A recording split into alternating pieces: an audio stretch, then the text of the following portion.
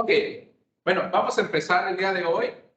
Va a ser una clase diferente a todas las que hemos estado teniendo. Hoy vamos a hablar, como a manera de charla, digámoslo así, de qué particularidades pueden tener cada uno de los elementos del costo. ¿Recuerdan cuáles eran los tres grandes rubros que teníamos de elementos del costo?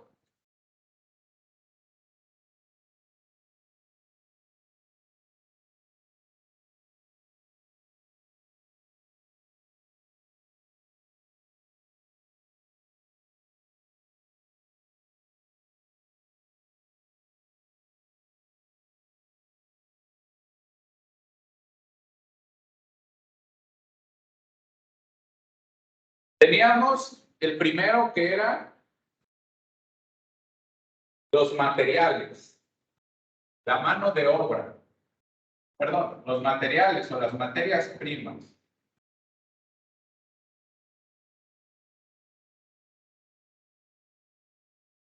Tenemos el otro, ahora sí, me estaba yo anticipando, la mano de obra, ¿no? Sí, Pi. Perfecto. Mano de obra. Y los costos indirectos de la fabricación. Perfecto. Excelente, muy bien. Y los costos indirectos de fabricación.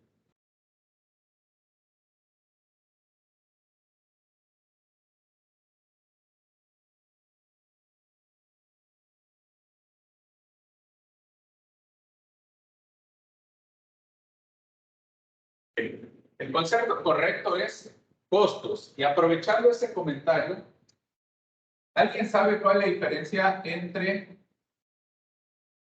costo, gasto? Podríamos meter hasta una inversión acá, como para comparar. ¿Cuál creen que sea la diferencia entre costo, gasto e inversión?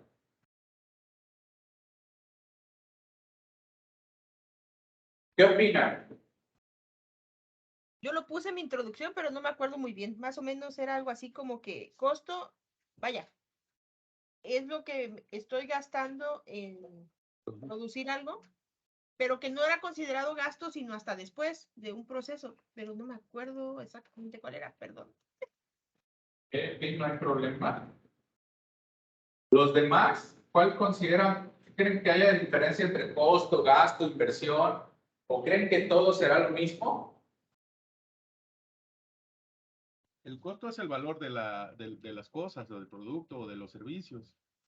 El gasto es lo que te implica algo que no te va a retornar una inversión, o algo que no te va a retornar en un beneficio. Ok. Podría no retornarte, podría o no podría, pero no es algo que esperes, que no consideres que te va a devolver, ¿no? Ok, perfecto. ¿Y la inversión? Sí. Y la inversión obviamente sí te así que es un desembolso económico que prevés para que a futuro te vaya a devolver, bueno, también es invertir, es a veces arriesgarse, ¿no? A que te devuelva o no, una ganancia. Por ejemplo, en maquinaria. Maquinaria. Invierto en maquinaria para utilizarla para sacar más beneficio. Pero si no le das mantenimiento y le echas a perder, pues ya se convierte en una mala inversión. Por ejemplo. Perfecto. Bueno, para empezar, los tres son una erogación, un desembolso, como dijeron ustedes, una salida de dinero. ¿Qué diferencia hay? Como bien dijeron, el costo es una erogación, desembolso, una salida de dinero que tiene una empresa, pero la hace con el fin de que va a regresar. ¿Qué ejemplos hay? Materia prima, mano de obra, costos indirectos de fabricación. Es lo que le cuesta, de ahí viene costo, es lo que les cuesta realizar sus productos, por ejemplo, o es lo que les cuesta comprar un producto que posteriormente van a vender. Entonces, todos estos son realizados porque van a retornar por medio de una venta, de un servicio, de lo que sea, van a retornar. Se me va a convertir posteriormente en un ingreso. Ahora, los gastos también son erogaciones, salidas de dinero, pero estas no van a retornar. El costo retorna, el gasto, digamos, que ya no va a retornar. También es importante para la empresa, digo, si no, no hiciéramos gastos, pero son cosas que a veces no van a retornar. Como cual, si hablamos de un restaurante, por ejemplo, en un restaurante el costo sería todos los insumos que luego van a parar al platillo de los comensales, por ejemplo. Ahora, ¿cuál podría ser un gasto? Vienen las ventas. La luz puede ser uno de ellos, exactamente. La renta. La renta puede ser, está dividida la parte administrativa de la parte que vendría tal vez de la cocina. Se podría hacer una división, lo mismo que la luz, de la parte donde está la cocina, por ejemplo, y de la parte de la calle, de la parte donde están las mesas, por ejemplo. ¿Cuál otro puede ser? La decoración, por ejemplo. La decoración no me va a redituar posteriormente como una ganancia después el que esté decorado. A lo mejor la gente va a decir que qué bonito está, van a quedar muy conformes, pero como tal no se retorna esa salida de dinero. Como si el costo, y les pongo un ejemplo, cuando yo vendo un platillo, no voy a decir, no, porque está acercando la hora de la cena, pero un platillo lleva ciertos ingredientes. Cuando yo pongo en la carta ese platillo, yo ya sé cuánto me cuesta a mí hacerlo por medio de estos elementos del costo. Pero cuando yo lo vendo, ese costo que yo cubrí para dar ese platillo y ponerlo en la mesa, va a retornar a mí por medio de esa venta de esa comida. En cambio, el internet, tal vez la decoración, todo eso, no va a retornar directamente. Es decir, yo en el platillo no le estoy cobrando esa luz, ese internet, esa televisión. Claro que yo tengo que tener un margen de utilidad. Si mi platillo me cuesta hacerlo 80 pesos, yo lo voy a vender en 200 tal vez, porque voy a cubrir mis 80 pesos y me van a quedar 120 para cubrir estos gastos, para seguirlos pagando y que todavía me quede una ganancia. Ahora, por último, la inversión es parecido al gasto y al costo. Tiene como parte de ambos. ¿Por qué? Porque la inversión sí se hace con el efecto de que retorne. Por eso estamos invirtiendo. Vamos a obtener algo a cambio, como decía, la maquinaria, como puede ser este equipo de cómputo, va a retornar a la empresa de cierta manera. Tal vez no de una manera económica, pero sí por medio de su uso. Me va a facilitar, tal vez,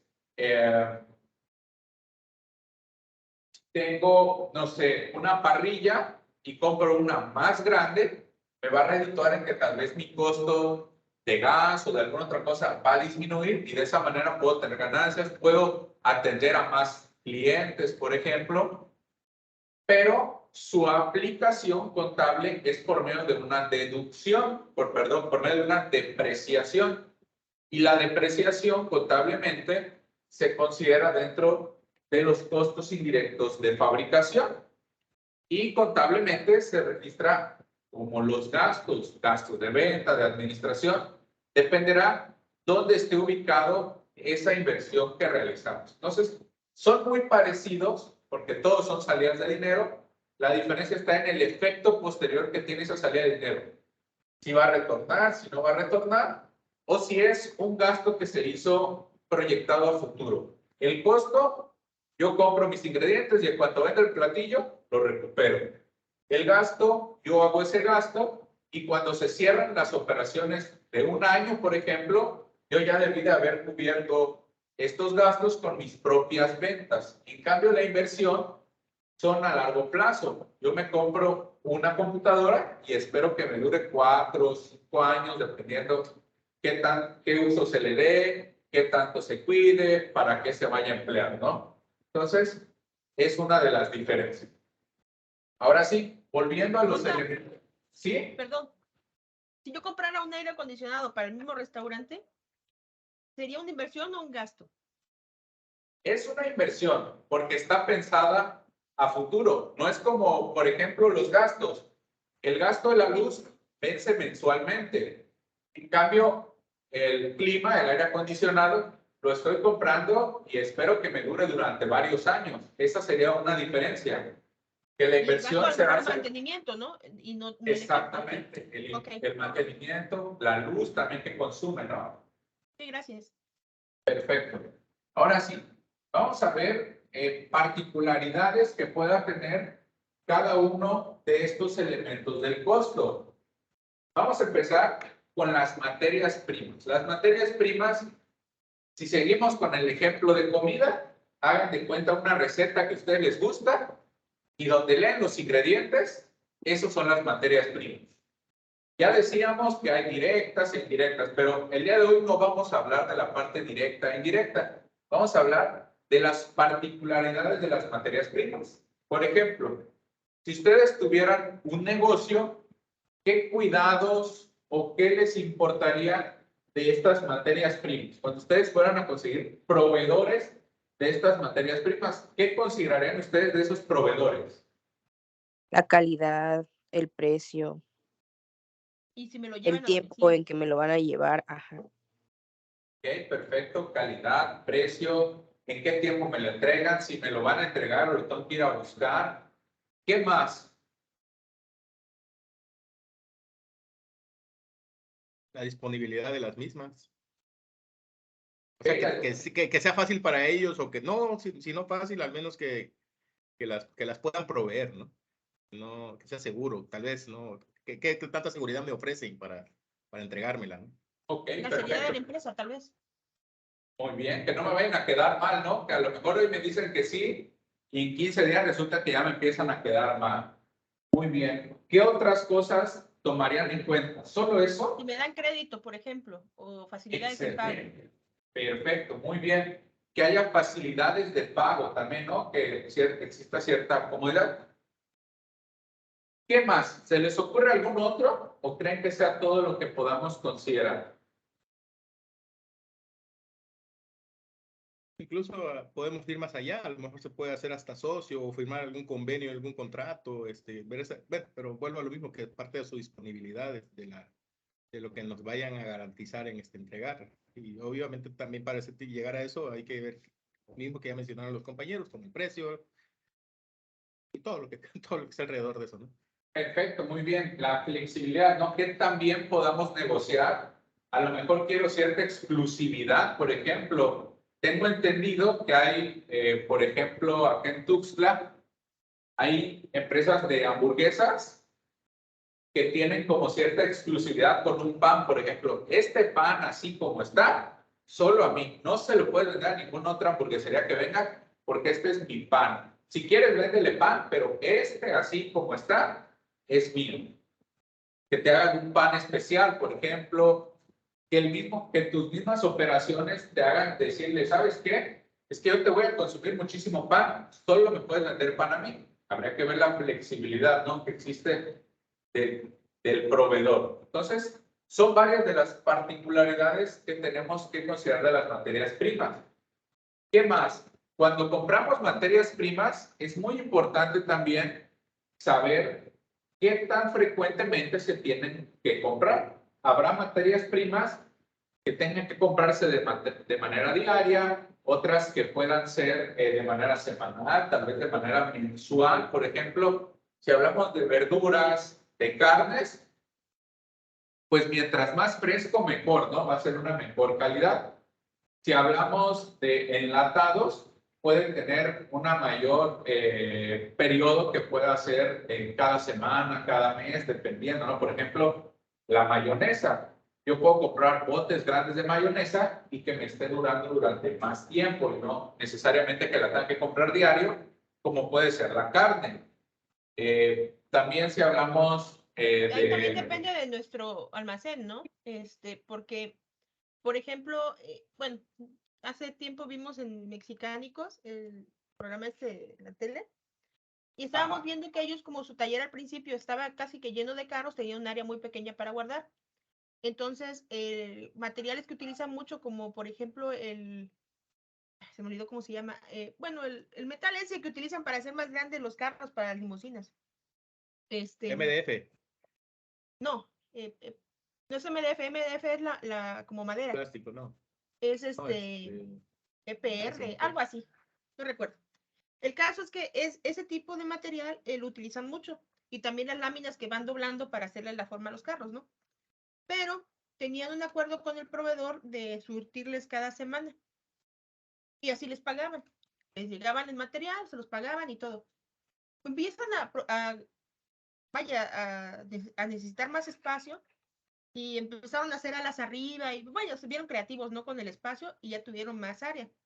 Entonces, tenían más área de almacenamiento. Y viene la hija y se le ocurre, pues ya que tenían el área, que ya tenían dónde hacer una renegociación con los proveedores a fin de que le dieran más barato, pero que le surtieran cada mes.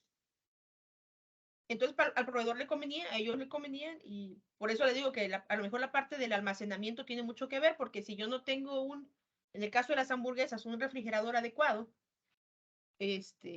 la caja de muerto que le dicen, por ejemplo, es muy útil. Sí, claro. Que no es lo mismo que un refrigeradorcito. Entonces, ese tipo de cosas también hay que tomarlos en cuenta con los proveedores. Si yo no tengo el espacio para guardarlo, a lo mejor sí necesito que mi proveedor me lo surta más seguido. Pero si me doy el lujo de tener una caja de muerto, pues puedo pedir más carne y no pasa nada, ¿no? Perfecto, muy bien, excelente. Estos cuartos de congelación, ¿no? Como el que sale en la película de Ratatouille, donde se encierra con la pero latita. pues ya eso ya está muy pro para nosotros, ¿no? Hay que pensar en grande, pero Tiene bueno. toda la razón. Entonces, exactamente, todo va a depender del negocio. No hay una como camisa única, todas son a la medida. Depende del negocio, qué tanto va a necesitar de productos, el espacio, del tipo de productos que maneje. Habrá unos que manejen más perecederos que otros, porque también aquí estábamos hablando de comidas, pero si hablábamos de madera, por ejemplo, nos puede dar un poco más de tiempo, por ejemplo, los productos. Entonces, todo va a depender de las características del negocio, y todo eso se tiene que considerar en el momento de estar adquiriendo materias primas, de ver mis proveedores, ¿ok? Ahora, la mano de obra. La mayoría o algunos de los de acá ya tienen un trabajo, ¿verdad? ¿Saben cuáles son las famosas prestaciones de ley? O si han visto una oferta de trabajo y dice salario base y prestaciones de ley. ¿Saben cuáles son las prestaciones de ley que vienen en la Ley Federal de Trabajo? El seguro social, que tiene que tener el Infonavit, tal vez, o Fobiste en su caso. Muy bien. Seguridad social, ahí me he englobado. Seguridad social, ahí me he englobado IMSS e Infonavit. Va junto con pegado. ¿Qué más? Las vacaciones, el aguinaldo, pago de utilidades, días de descanso. En dado caso de las mujeres, la licencia de maternidad. Los hombres también ya tienen también es para los hombres. Menos días, pero ya nos toca. Es ingeniero, usted defiéndanos, defiéndalos. Vamos a hacer una marcha. Seguridad social, vacaciones, aguinaldo, días de descanso. ¿Qué más me habían dicho? Licencia de maternidad. El reparto de utilidades. Ese no sé qué tan derecho sea, porque depende de que haya utilidad en la empresa, si logra reportar o... Bueno, si es gobierno también de cierta manera lo hacen, porque ya ves que te suben. Bueno, si es derecho a acceder, ¿no? Si hay, ¿no? El derecho se tiene. Falta ver ahí la magia que le echen para ver qué resultados presentan. Si esa vamos, en algunos casos ofrecen cajas de fondo de ahorros. No sé si sea parte de los derechos. Fondo, no es una, pero vamos a poner cajas de ahorro. La prima dominical. Okay. Vamos a poner a las primas. Las horas extra. Cada horas extra. No es que es regio, conta. ¿Perdón? No es que es regio por aquello de las primas. No, es que está prima dominical, está prima de antigüedad, hay prima de puntualidad, prima de asistencia, prima vacacional, por eso ya todas las primas. Ah, ok. Aclarado el punto. Yo te explico. Ok, ¿alguna otra que recuerden? Ya se nos acabó el pizarrón. Ya no me van a dejar pintar en la pared, pero lo pongo acá al lado. Las prestaciones de ley por renuncia. Bueno, todo lo que tenga que ver con un finiquito, ¿no? O liquidación.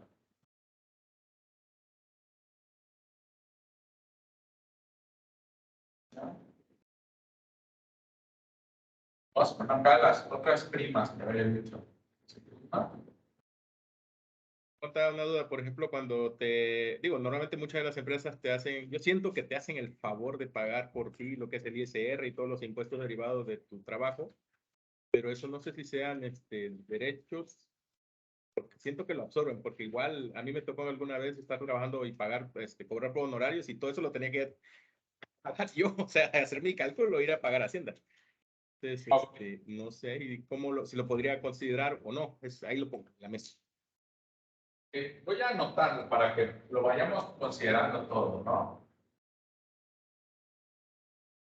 Vamos a tomar estos puntos y los vamos a ir desmenuzando cada uno de ellos lo mejor que nos deje la hora, ¿no? Tenemos para empezar la seguridad social. Esta es una de las obligaciones. Es una prestación social que es obligatoria para los patrones. No es si quiero o no quiero. Desgraciadamente en México, la mayoría de los trabajadores pues no cuentan con seguridad social. ¿Por qué? Porque la verdad es que es muy costoso. La seguridad social se paga de manera tripartita. Quiere decir que se paga en tres partes. Una parte la paga el gobierno, otra parte la paga el patrón y la otra parte la pagan los trabajadores. De manera mensual se hacen estos pagos. Hoy en día el pago de un trabajador con salario mínimo ronda como los 850 pesos aproximadamente el pago mensual por cada trabajador. Imagínense una empresa que tiene 10 trabajadores, tiene que pagar 8,500 pesos de puro seguro social. No estamos contando el sueldo que se les pague. Y de esos 850 pesos, digamos, que tiene que pagar la empresa, digamos que los 50 pesos son del trabajador y los 800 son del patrón. Entonces, es algo, la verdad, muy costoso para las empresas. Por eso es que muchas empresas buscan diferentes figuras para evitar la seguridad social. La famosa subcontratación, los asimilados a salarios, pedir que trabajen por honorarios. Son muchas figuras que utilizan para evitarse esta parte de la seguridad social. Muchas mejor elaboradas que otras, pero al final de cuentas se hace para evitarse esto. Ahora, dentro de la seguridad social incluye el IMSS y el Infonavit. El Infonavit, pues ya sabemos, ¿no? O FOBISTE para los trabajadores de gobierno. Es ahí donde vamos haciendo como una antigüedad, al menos en el IMSS, funciona de la siguiente manera. Se hace una como precalificación del trabajador, tiene que tener cierto rango de edad y les dan un puntaje, digamos. Luego, en base a las semanas que estén cotizando, se le da otro puntaje. Y en base al sueldo que estén cotizando, le dan un puntaje. Haz de cuenta que es como una rúbrica de una calificación. Y si juntan cierto número de puntos, ¿ok? Ya tienen preaprobado ese crédito. Ahora, ¿de cuánto es el crédito? Eso va a depender, ahí sí, del salario del trabajador. Mientras mayor sea el salario, mayor es el crédito. ¿Por qué? Porque quien va a pagar la casa es el trabajador y no me van a dar un crédito de 2 millones de pesos para una casa con alberca si yo estoy cotizando con un salario mínimo. Entonces, esa es una de las cuestiones. Ahora, el IMSS tiene diferentes ramas de seguro, se le conoce. Una de esas es el RCB o Retiro, Cesantía y Vejez, que es el seguro que considera la jubilación que se va a tener posteriormente. Otro rubro que tiene es el de maternidad, por ejemplo, también está considerado ahí. Tiene otro rubro que se conoce como riesgo de trabajo. Cuando tenemos un accidente dentro de la empresa, se resbalan cuando van subiendo las escaleras, estaban cortando el jamón y lo mandan con un pedacito de dedo del jamón. Todo eso son incapacidades para los trabajadores. Perdón. Ellos pueden ir al seguro y el seguro, dependiendo del tipo de incapacidad, porque hay de muchos tipos, es los días que me van a dar de descanso, es el tipo de incapacidad que me van a dar. Hay incapacidades temporales, doblé el tobillo, me fracturé, por ejemplo. Son incapacidades provisionales. Me van a dar ese tiempo de descanso y quien me va a pagar mi sueldo va a ser el IMSS, no el patrón.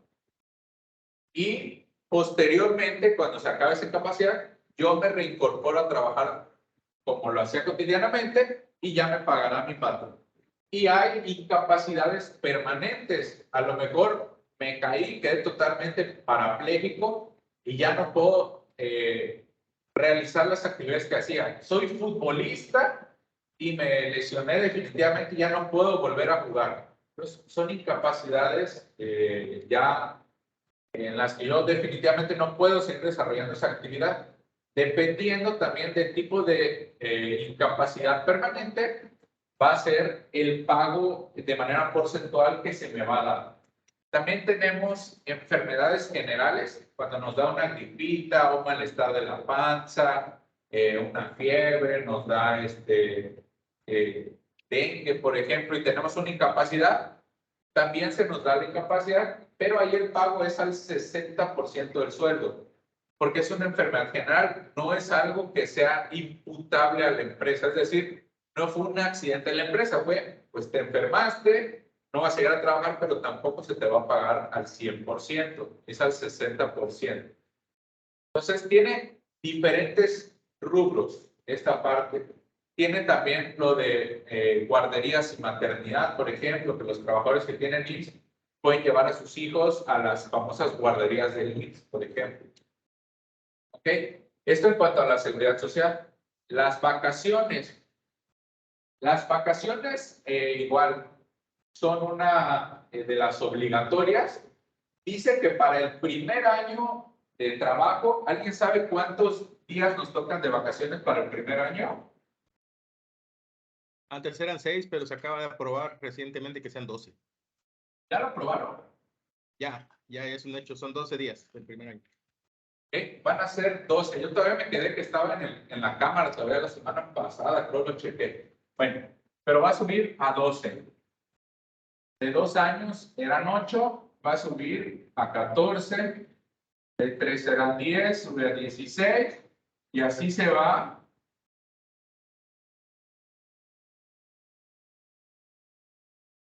hasta el 5º año.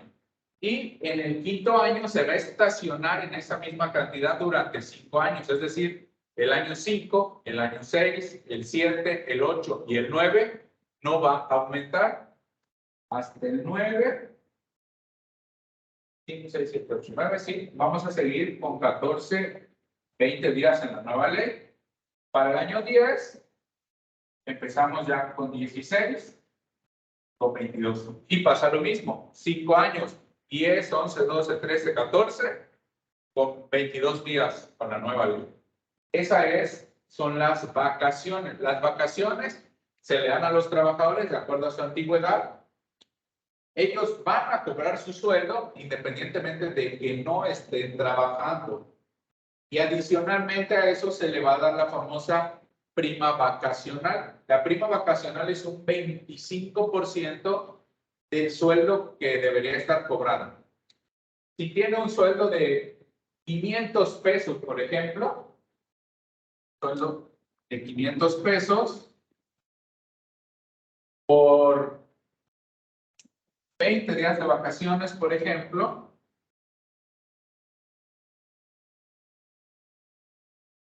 le tocaría cobrar 10,000 pesos en ese periodo vacacional, que es el sueldo que debería estar cobrando generalmente. Bueno, a eso se le va a aumentar el 25% de la prima vacacional. A cuarta parte son 2,500. Se le pagaría una prima vacacional de 2,500 pesos. Es una de las otras primas que pusimos acá. También, esa es una de las prestaciones obligatorias, no es si quiero o no quiero. De ahí tenemos el aguinaldo. ¿Cuándo nos toca el aguinaldo? La primera parte ahorita con el Buen Fin y la segunda parte después. A los que les va bien y a los que nos va mal. No sé, a mí de todas maneras no me toca. Ah, bueno, entonces a ti te va a re mal. Algo así. Bueno, por ley. Es la primera semana de noviembre, si no me... No, eso Primera es quincena de noviembre. ese es para los que les va bien. Ah, Para los mortales, digamos, los trabajadores de empresas particulares, el patrón se va al mínimo y si les puede dar menos del mínimo, el patrón contento, ¿no? El 20 de diciembre es la fecha límite de los patrones para pagar el aguinaldo. ¿Y cuántos días son de aguinaldo? son 20 días, ¿no? ¿No?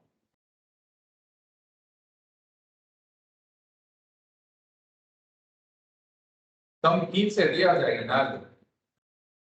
Ya salió lo privilegiado de alguien que conozco. ¿Cómo? Que ya se quemó. Que es un privilegiado. Ah, sí, es ¿cómo diría nuestro presidente? Bueno, entonces, 15 días es lo que marca. Ahora, hay empresas muy buenas, me gustaría saber cuáles, ¿verdad? Pero hay empresas muy buenas que sí dan 20, 25, 30 días, que lo pagan el 15 de diciembre, que lo pagan el 31 de noviembre. Magisterio.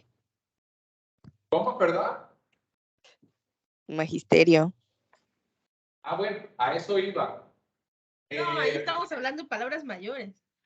Sí, ¿verdad? Bueno, a lo que iba yo es de que en el artículo 123 constitucional, que es de donde surgen todos los derechos de los trabajadores, nos dice que hay dos apartados. El apartado A, que es el de los que nos va mal, y el apartado B, que es el de los que les va bien. En el apartado A surge la Ley Federal del Trabajo, que es para los trabajadores de empresas particulares. Y ahí dice que son 15 días. El apartado B es de los trabajadores de gobierno, donde viene el magisterio, donde viene la burocracia, todos ellos, donde a veces cada oficina, cada municipio, cada estado, que es creo que de lo que está peleando el presidente últimamente, tiene sus propias prestaciones. Los propios jefes del magisterio acuerdan que se van a pagar 60 días, por ejemplo, ¿no? Entonces, ellos se pagan 60 días de aguinaldo, porque ellos se rigen por otras características, ¿no? Pero para los particulares, que es los que estaríamos analizando, nos dice que son 15 días como mínimo. Si hay algún afortunado al que le toque más, pues ahí avisan dónde para que llevemos el currículum, ¿no? Ahora, días de descanso.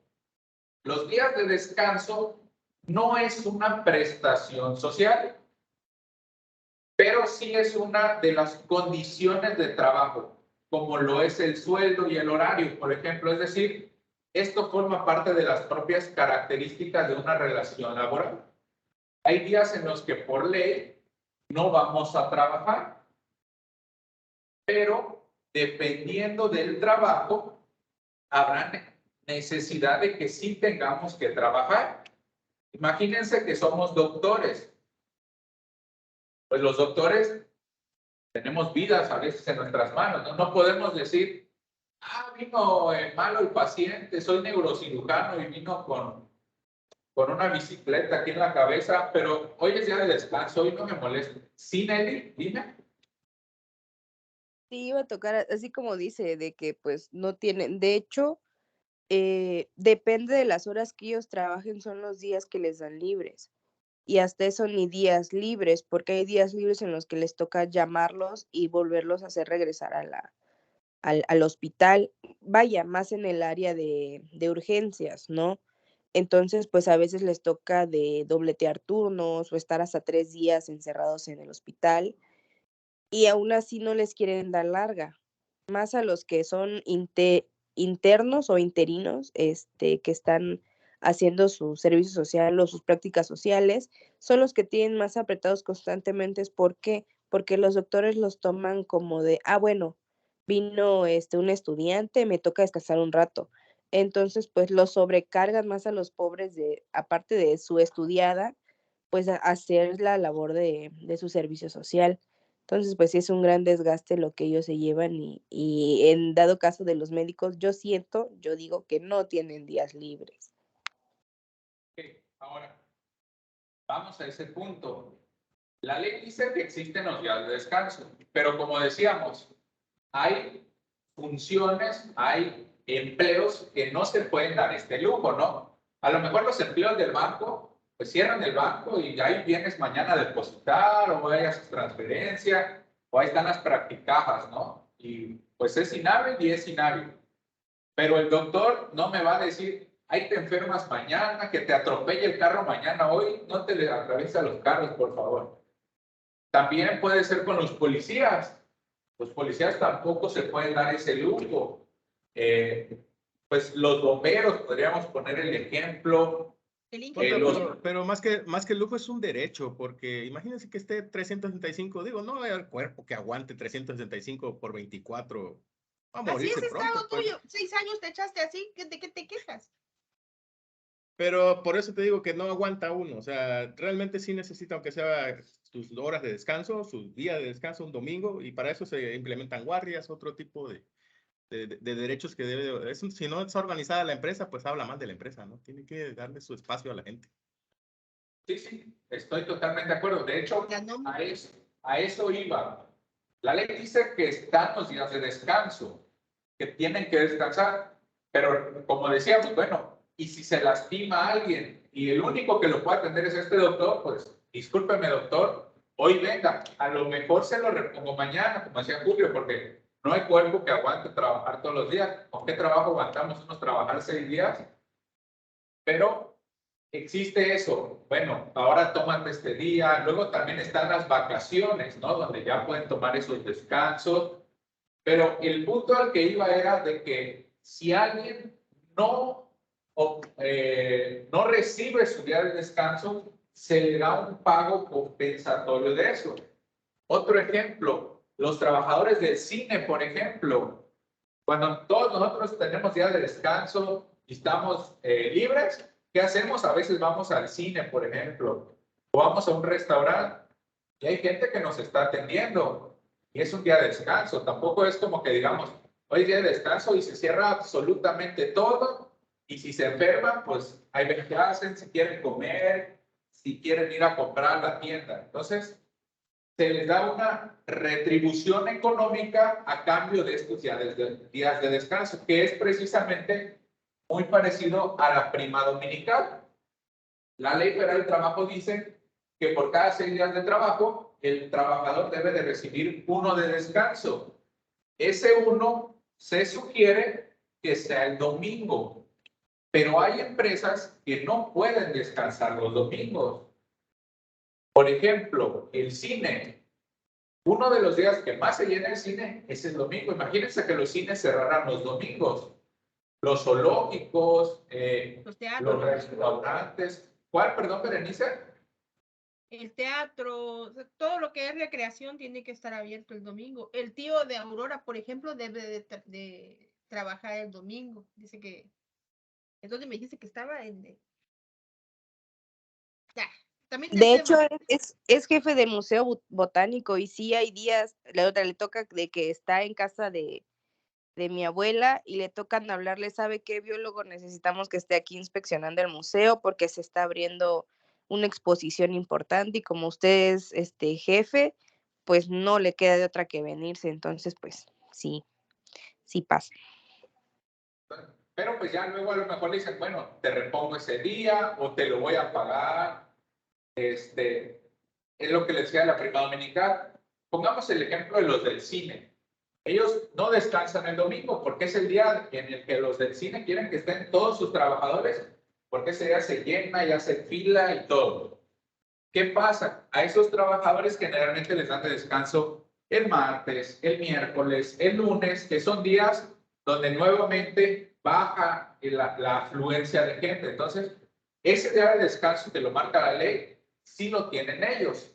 No lo tienen el domingo y por consiguiente se les paga la famosa prima dominical. Se le hace un pago adicional por trabajar el domingo. Tenemos las horas extras, que es, pues cuando trabajamos más de nuestro horario, se nos paga en base a las horas que excedimos de nuestro horario. También estas son parte de las condiciones del trabajo. No son como tal prestaciones, sino que son parte como de la propia relación de trabajo que así se debe de regir. La caja de ahorro es una prestación, pero no es obligatoria, es opcional para las empresas. Y si la empresa lo quiere deducir, por ejemplo, tiene que seguir ciertas condiciones, que se ponga la misma cantidad del patrón que el trabajador. Es decir, el patrón guarda 100, el trabajador guarda 100, y tiene que ser para todos los trabajadores, para que el patrón pueda deducir esos 100 pesos, por ejemplo. De ahí tenemos la famosísima PTU, o participación de los trabajadores en las utilidades, que creo que ya lo habíamos comentado aquí en clase, que es el 10% de las utilidades, se divide en dos partes, una mitad se reparte en base a los días que trabajaron y otra mitad en base a los salarios que se cobraron, para tratar de proteger a aquellos trabajadores que tal vez trabajaron todo el año, pero su sueldo es muy bajo. Entonces, de esa manera se divide y se protege. Hubo una reforma en la Ley Federal del Trabajo donde se cambiaron las condiciones de la PTU, se creó un tope de hasta 3 meses de salario para el pago o un histórico de los últimos 3 años, me parece, o 5, de la PTU que se les ha otorgado. El que resulte mayor, es decir, el más favorable para el trabajador, ese es el tope. Un ejemplo, si un trabajador cobra 10,000 pesos al mes, su tope sería 30,000 pesos de PTU. No puede cobrar más de los 30,000 pesos. O si históricamente en los últimos años ha recibido 18,000 pesos, el tope serían los 18,000 pesos. Ahora, si cobra 10,000, pues se compara 30,000 contra 18,000. El que sea más alto, ese sería el tope. Si por azares del destino le tocan 45,000 pesos de PTU, se llega hasta el tope y hasta ahí es hasta donde se les da.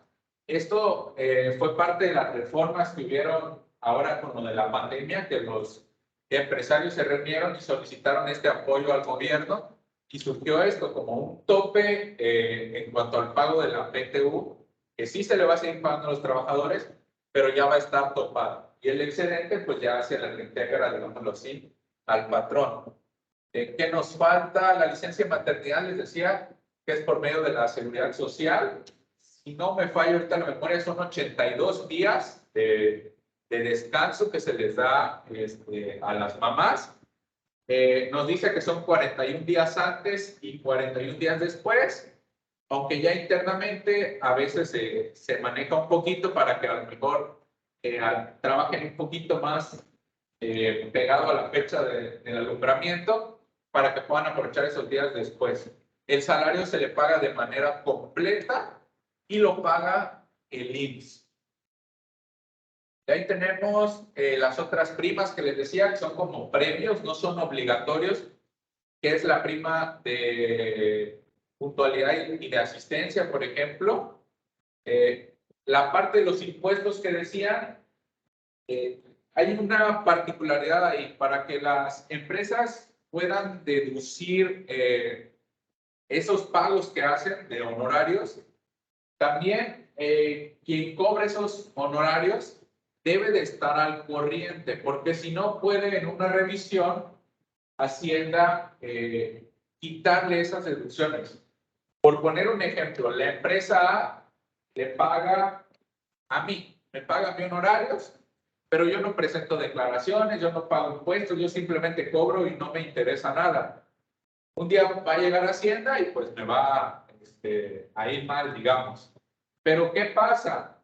Todos esos pagos que me hizo la empresa a mí, no los va a poder deducir. Y si me paga un buen honorario, pues todo eso lo va a perder. Entonces, muchas empresas optan por darle cierto apoyo a sus trabajadores para que ellos cumplan con el pago de sus impuestos, para tenerlos como más controladitos. No es tanto a veces como una atención, sino como que es un salvavidas que tiene la empresa de hacer esto. O hay veces que también, con tal de no darle seguridad social, prefieren tener un contador que les ayude con sus declaraciones, que les sale más barato que pagar, como les decía, 800 pesos mensuales por trabajador. Y la parte de finiquito y liquidación. Cuando se nos corre de una empresa, cuando se acaba una relación laboral, lo primero que hay que analizar es si el despido es justificado o injustificado. Y de ahí vamos a determinar si vamos a hablar de un finiquito o una liquidación. Un finiquito, como su nombre nos indica, es darle fin a una relación. Llega, por ejemplo, Nelly y me dice, ¿sabe qué? Ya no quiero trabajar aquí. Ya me aburrí, ya conseguí un mejor trabajo o lo que sea, y ahí nos vemos. En ese caso, no es un despido, yo no la estoy corriendo. Ella vino y se despidió, digamos. Entonces, lo único que nos queda es hacer un finiquito, es, a ver, ¿cuánto te debo? ¿Te debo días de trabajo? No, pues sí, porque estamos a 10 y pues todavía no me pagas estos 10 días porque no llegamos a la quincena. Ok, te pago tu sueldo. ¿Qué más te debo? Ah, mis vacaciones las iba yo a cobrar el otro mes. Ah, bueno, te debo vacaciones y primo vacacional. ¿Qué más te debo? No, pues el aguinaldo ya me lo tenías que pagar. El aguinaldo ya me lo tenías que pagar. Bueno, ahí va el aguinaldo. Y todo eso que te debo, te lo voy a pagar. Se paga de manera proporcional. Es decir, no se van a ir el día 3 de enero y les van a pagar el aguinaldo de todo el año. Les van a pagar de manera proporcional de acuerdo al tiempo que hayan trabajado, ¿no? Entonces, eso depende. La prima de antigüedad es un pago de 20 días, si no me equivoco, o 15 días de sueldo por cada año trabajado. Eso sí es liquidación. Si es finiquito, es solo si el trabajador tiene cuando menos 15 años laborando en la empresa. Y la liquidación, como su nombre nos lo indica, lo están liquidando. La liquidación es un pago que se le hace por dar por terminada una relación. Ahí es donde les decía, voy a ir borrando ya el pizarrón porque ya va acabando la clase. Entonces, la liquidación. Primero analizamos si es justificada o injustificada la falta. Ejemplo 1. Llega el trabajador y me cae mal, por ejemplo. Eso es injustificado. Si me cae bien o mal, no importa. Entonces, como es injustificado, se le da una liquidación, se le tiene que dar una indemnización de acuerdo a la Constitución, una indemnización de acuerdo a la Ley Federal del Trabajo, se le paga prima de antigüedad y adicionalmente se le paga todo lo que se le pagaría por medio del finiquito, es decir, todo lo que te debía te lo pago, más las indemnizaciones por quitarte tu trabajo de una manera injustificada. Ahora, ejemplo 2. ¿Por qué corrimos al trabajador? Pues lo cachamos que estaba robando, lo cachamos que le echaba fuego a las computadoras, lo cachamos que se metía con sus amigos a tomar. Entonces, es justificada la falta de acuerdo a unos conceptos que maneja la Ley Federal del Trabajo. Y si es justificada, bueno, pues te vas y no te liquido, porque la culpa ya es tuya, ya no es mía. Solo te finiquito. Eso sí, tiene su derecho a que le digan, Ahora sí, hagamos cuentas. ¿Cuánto te debo? Te pago. Y ahí nos vemos, digámoslo así. ¿Ok?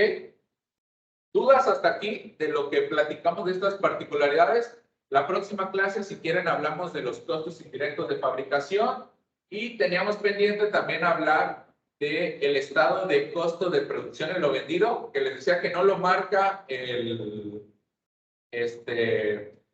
la materia, pero que está muy relacionado con los elementos del costo, entonces podemos aprovechar para verlo. ¿Alguna duda antes de cerrar el día de hoy? No, profe, con respecto a ese tema no. Ok, perfecto. Muy claro, Entonces, profe, gracias. perfecto, bueno. Entonces, nos vemos. ¿Sí? ¿Ibas a comentar algo, Berenice? Sí, nos va a dar la retroalimentación de qué tan mal hicimos nuestro trabajo, ¿verdad? El de... Sí, exactamente. Este fin de semana ya lo reviso. No había entrado porque les estaba dando todavía... No se preocupe, más que nada la preocupación es de que, pues, a la larga aprendamos qué es lo que se supone que tenía que ser. Porque al menos en mi caso lo hice lo mejor que pude, pero no estoy tan segura. Ok, claro que sí. Les retroalimento a todos y si veo que hay errores muy puntuales, muy repetidos, nos tomamos unos minutos de la clase para mencionarlos acá y dar como por cerrado esa parte. Perfecto, gracias. Ok, entonces nos vemos el próximo sábado. Que tengan un muy bonito domingo, un excelente inicio de semana, la próxima y cuídense mucho. Profe. Dime.